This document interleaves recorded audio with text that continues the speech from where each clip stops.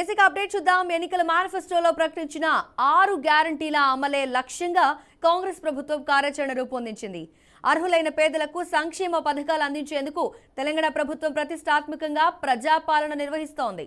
దీనికోసం ఒక్కొక్క గ్యారంటీకి వేర్వేరుగా దరఖాస్తు ఇవ్వాల్సిన పని లేకుండా 6 గ్యారంటీల వివరాలతో కూడిన దరఖాస్తు నమూనాను రాష్ట్ర ప్రభుత్వం సిద్ధం చేసింది.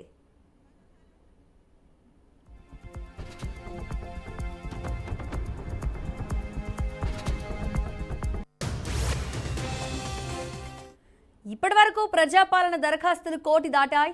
అధికారులకు 7 రోజుల్లో మొత్తం 1,94,115 దరఖాస్తులు అందాయి.